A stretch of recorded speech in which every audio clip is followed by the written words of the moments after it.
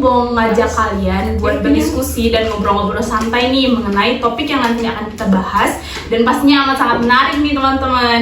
Tapi sebelum kita mulai diskusi kita pada hari ini, mungkin aku mau menyapa dulu nih sama kalian yang lagi menonton dari rumah, atau dari rumah teman, atau dari kampus. Gimana kabarnya hari ini? Semoga baik-baik aja ya.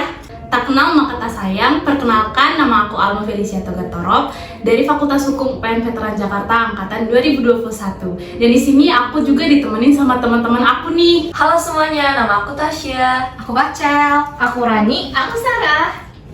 Oke, cukup kali ya kenalannya. Nah, kita langsung aja nih menuju topik yang mau kita bahas kali ini.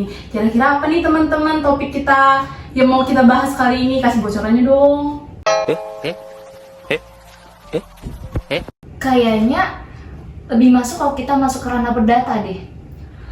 Kalau tadi temen aku Rani bilang kita topiknya itu mau membahas tentang perdata, aku mau kasih bocoran kalau misalnya kami akan membahas tentang hukum kebendaan. Wah, kalau misalnya bicara hukum kebendaan, berarti apa kita bakal ngebahas hak atas tanah ya? Nah, kita bakal bahas hak milik atas tanah.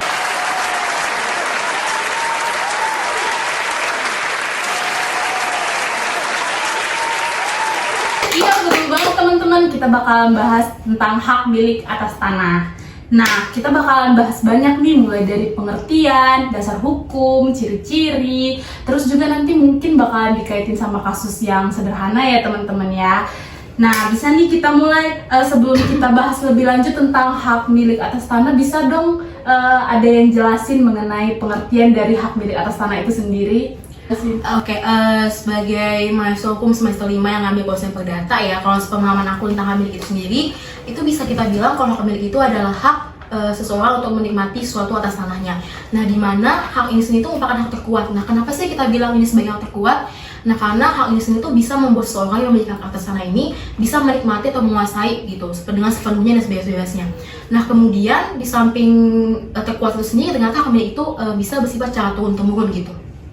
Wah, menarik sekali ya teman-teman. Tadi Rahel udah menjelaskan soal pengertian secara jelas ya. Tapi kan kita juga mahasiswa hukum ya teman-teman, dan mahasiswa hukum itu nggak bakalan jauh dari yang namanya dasar hukum. Bisa dong Rahel jelasin soal dasar hukum dari hak milik atas tanah itu? Nah, kalau misalnya bicara tentang dasar hukum ya, nah berarti kita kan pasti nggak asing lagi sama Undang-Undang Nomor 5 Tahun 1960 ya tentang Undang Pokok Agraria. Nah, di mana hak milik ini sendiri itu diatur di dalam sana dengan di pasal 20 sampai 27 UPA. Itu ngebahas tentang definisi hak milik, sampai ke siapa aja sih yang bisa jadi punya hak milik, sampai ke hapusnya hak milik. Nah, selain itu ternyata hak milik itu juga ada di dalam pasal 570 KUHP Perdata yang mendefinisikan hak milik itu sebagai hak untuk menikmati dengan sebebas-bebasnya gitu. Wah, jelas sekali ya tadi yang dijelasin Rahel, ada pengertiannya lengkap dengan dasar hukumnya tadi ya. Dan sekarang karena kita udah tahu nih hak milik itu seperti apa, bisa dong lebih jelasnya lagi itu ciri-ciri mengenai hak milik atas tanah itu sendiri kayak gimana sih? Bisa dijelasin? Oh, mungkin kalau dari ciri-cirinya tuh yang aku tahu nih ya, mungkin yang pertama itu ada dari turun-temurun. Nah, turun-temurun ini itu biasanya tuh kita melanjutkan yang dari warisan gitu. Terus yang kedua itu terkuat dan terpenuh. Ini hak milik yang paling sifatnya itu yang paling kuat daripada yang lain. Dan ada juga yang dapat beralih. Yang dapat beralih dan dialihkan ini, setiap berpindahnya hak milik ini harus didaftarkan dan dicatatkan dalam buku tanah dan dilakukan perubahan nama dalam sertifikat. Oh gitu ya teman-teman, jelas sekali tadi dari ciri-ciri hak milik atas tanah itu yang udah dijelaskan sama Rani tadi. Gitu juga yang mungkin alasan kenapa kita jadi memilih hak milik atas tanah ini jadi topik diskusi kita pada hari ini ya teman-teman. Nah, kalau hak atas tanah itu kan pastinya ada subjek dan objeknya dong. Nah, itu bisa dijelasin dong, itu subjek dan objeknya hak milik atas tanah itu sendiri apa sih? Perihal subjek hukum sendiri, seseorang ini dapat memiliki hak-hak benda yang mereka miliki karena itu adalah salah satu hak dari subjek hukum. Salah satunya itu adalah tanah, karena tanah ini termasuk dari hak dari benda yang tidak bergerak. Hal ini juga tertulis di dalam pasal 21 ayat 1 UU PA, yang dimana bunyinya itu hanya warga negara Indonesia yang dapat memiliki hak milik atas tanah. Hal ini juga berlaku bagi warga negara asing, di mana mereka itu sebenarnya boleh memiliki hak milik atas tanah, tapi mereka harus mengganti kewarganegaraannya mereka, karena warga negara asing itu tidak boleh memiliki hak milik atas tanah yang ada di Indonesia, termasuk itu entah dari perkawinan pencampuran atau dari warisan dari pihak keluarga.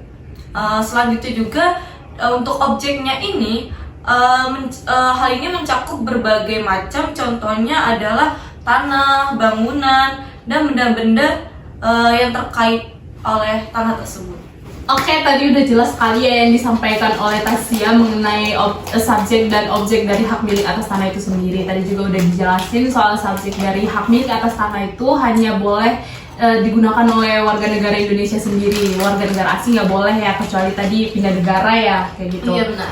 Nah, karena kita udah membahas nih soal pengertian, dasar hukum, ciri-ciri, subjek objek. Nah, sekarang aku mau nanya deh soal cara memperoleh hak milik itu sendiri itu bagaimana sih, dan apakah hak milik atas tanah itu bisa hilang ya, bisa ditarik gitu hak milik atas tanahnya begitu? Bagaimana penjelasannya bisa? Oke, gantian aku yang mau ngomong.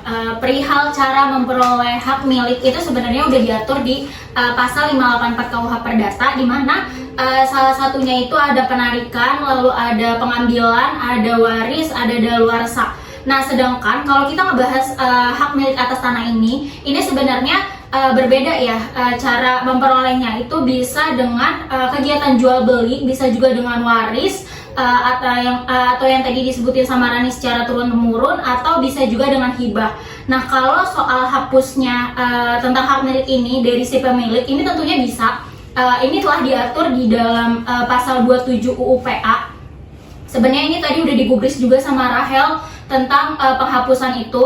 Ada beberapa hal yang menyebabkan hak milik atas tanah itu hapus. Yang pertama itu karena tanahnya itu diberikan kepada negara, itu karena negara itu meminta tanah tersebut untuk kepentingan masyarakat umum. Nah, biasanya itu diberikan kerugian. Yang kedua juga ada pemberian tanah tetapi secara sukarela, itu bisa tanpa atau dengan ganti kerugian tersebut. Terus yang ketiga itu bisa juga dengan penelantaran tanah. Nah, penelantaran tanah itu gimana tanah miliknya itu tidak digunakan sesuai dengan fungsi dan tujuan daripada tanah itu sendiri. Lalu yang keempat itu bisa juga karena subjeknya itu salah. Tadi kan sudah jelasin Ana, kalau subjek dari hak milik atas tanah itu kan hanya bisa warga negara Indonesia. Sedangkan kalau misalnya tanah itu dimiliki sama warga negara asing, jadi itu akan hilang kepemilikannya. Dan yang terakhir itu musnahnya tanah tersebut, dimana misalnya bencana alam yang mana menyebabkan tanah itu hilang atau bahkan tidak ada lagi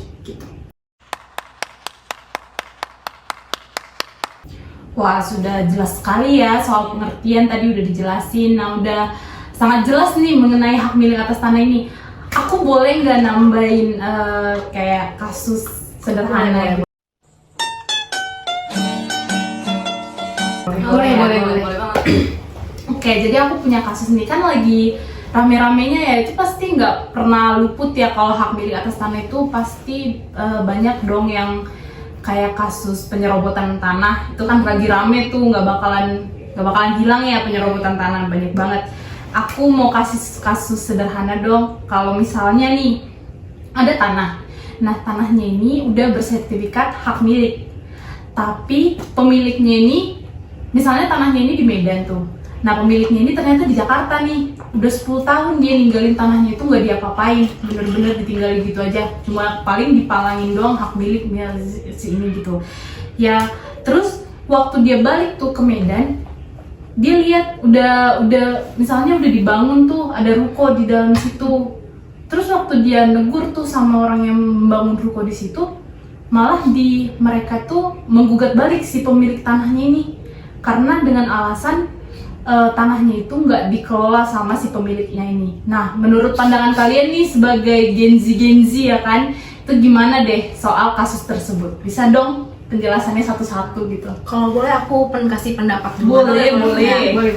Jadi kalau misalnya menurut aku ya, kalau misalnya tentang kasus itu pasti kalau menurut aku nih dua pihak sama-sama salah. Nah, kenapa sama-sama salah? Karena yang pertama itu dia justru menelantarkan tanahnya gitu. Dimana kan kalau misalnya kita tahu tanah itu nggak boleh ditelantarkan, tapi harus dikelola baik secara fisik atau secara yuridis. Nah, kemudian pihak lain itu juga salah. Kenapa salah? Karena dia juga melakukan penyerobotan lahan. Nah, di mana meskipun tanahnya itu masih 10 tahun ya tadi katanya. Tapi kan batas dari penelantaran tanah itu adalah 20 tahun. Jadi bisa dibilang kalau pihak yang awalnya punya tanah itu tuh masih berhak untuk atas pemasangan tanah tersebut. Jadi bisa dibilang pihak yang telah melakukan penyerobotan tanah itu adalah pihak yang melakukan perbuatan yang melawan hukum. Kalau dari aku sih kayak begitu ya. Wah, menarik sekali nih. Nah, kira-kira ada lagi nggak pendapatnya kira-kira untuk kasus tersebut? Dari pandangan aku sih hampir sama kayak Rahel, dan itu juga emang gak habis pikir sih. Masa ya tanah yang udah kita tempatin terus udah kita tinggalin nih, udah lama kita tinggalin lagi, itu tiba-tiba dialihfungsikan sama orang yang kita nggak kenal juga. Benar-benar. Tapi di satu sisi lagi itu ya, pemiliknya juga salah, karena dia itu cuman mengambil sertifikat aja, tapi dia itu nggak ada akibat hukumnya. Nah, ya kalau misalnya akibat hukumnya berarti kayak gimana gitu? Akibat hukumnya itu berupa hilangnya atau hapusnya kepemilikan atas tanah tersebut. Berarti dari Rahel dan Rani itu udah sepakat ya bahwa tanah meskipun kita punya sertifikat hak milik nih, tapi tanah itu nggak boleh kita tinggalkan gitu aja ya, kita harus tetap mengelola tanah itu gitu ya. Kalau begitu gimana deh pendapat kalian soal cara pencegahan supaya nggak terjadi seperti kasus yang tadi udah aku jelasin gitu? Mungkin aku mau nambahin nih soal pencegahan dari kasus yang tadi sudah diceritakan. Menurut aku seharusnya pemilik dari tanah itu tidak meninggalkan tanah milik mereka. Seharusnya malah mereka itu mengelola tanah yang mereka miliki. Begitupun juga kepada pihak yang sudah melakukan penyerobotan.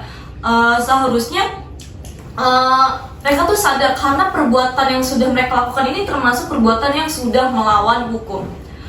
Selanjutnya, menurut saya untuk membuktikan kepemilikan dari tanah yang diperebutkan tersebut, haruslah membuktikan kepemilikannya dari penetapan yang diminta oleh pihak kementerian dan pihak BPN, di mana sebelum dapat diajukan ke pengadilan, mereka harus mendapatkan bukti di mana tanah itu dapat dikatakan sebagai tanah milik negara. Oh begitu, tadi dari Ana sendiri udah menambahkan soal tindakan penyerobotan tanah itu ya. Iya, terus benar. juga harus kalau tanah terlantar itu harus dapat penetapan dari kementerian dan BPN. Oke. Terus kalau misalkan udah terjadi hal seperti kasus itu, gimana sih, apa sih yang bisa kita lakukan untuk menyelesaikan kasus tersebut gitu? Mungkin teman-teman ada yang mau? Oke, aku. Kalau itu kan berarti ngomongin soal solusi kejadiannya ya. Nah, di kasus itu kan tadi tergambar kalau dia sudah melantarkan 10 tahun. Kalau untuk 10 tahun sendiri itu sebenarnya belum menghapus kepemilikan seperti yang tadi dikatakan Rahel. Kalau menghapus kepemilikan itu kalau sudah menelantarkan tanahnya itu selama 20 tahun. Nah, sedangkan pada kasus ini kurang, maka menurut saya yang bisa dilakukan oleh si pemilik itu, dia bisa melaporkan kasus itu kepada pengadilan, di mana ini bisa termasuk kepada penyerobotan tanah. Nah, pelaku-pelaku itu pantas untuk mendapatkannya. Namun kalau misalnya lain kasus si pemiliknya ini sudah melantarkan 20 tahun, maka menurut saya itu tergantung kepada, kalau tadi Ana bilang itu kalau ada penetapan dari kementerian atau BPN itu termasuk penelantaran, maka tanah itu milik negara gitu. Wah, menarik sekali ya pendapat tadi dari Rahel, Rani, baru ada Tasya dan juga Sarah. Tadi udah dibilang juga soal penelantaran tanah. Kita nggak boleh ya menelantarkan tanah itu sendiri meskipun kita udah mendapatkan sertifikat hak milik. Terus juga ada penyerobotan tanah juga yang merupakan perbuatan melawan hukum. Baru kalau tanahnya ditelantarkan itu harus ada penetapan tadi dari kementerian dan juga dari BPN. Terus juga tadi udah dijelasin solusi-solusinya ya kayak gimana. Wah, tak terasa ya kita udah di penghujung acara diskusi kita pada hari ini. Seru banget tadi kita udah membahas soal hak milik atas tanah dari segi pengertian, dasar hukum, ciri-ciri, cara memperoleh, hapusnya, sama tadi udah dikaitin sama kasus ya. Yang mana kalau misalkan kita udah memiliki sertifikat dari hak milik itu, hak milik atas tanah, kita nggak boleh kita nggak boleh mendiamkan tanah itu ya teman-teman. Begitu ya tadi garis besarnya. Oke, mungkin segitu aja buat sesi ngobrol-ngobrol dan diskusi kita pada sore hari ini. Semoga bermanfaat buat teman-teman yang menonton dan juga kita semua ya teman-teman. Terima kasih ya teman-teman atas waktunya. Terima kasih juga. Aku mau kasih pantun dong.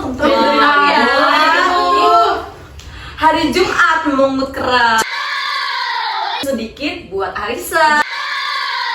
Mohon maaf jika ada yang kurang. Mungkin sekian, semoga berkesan.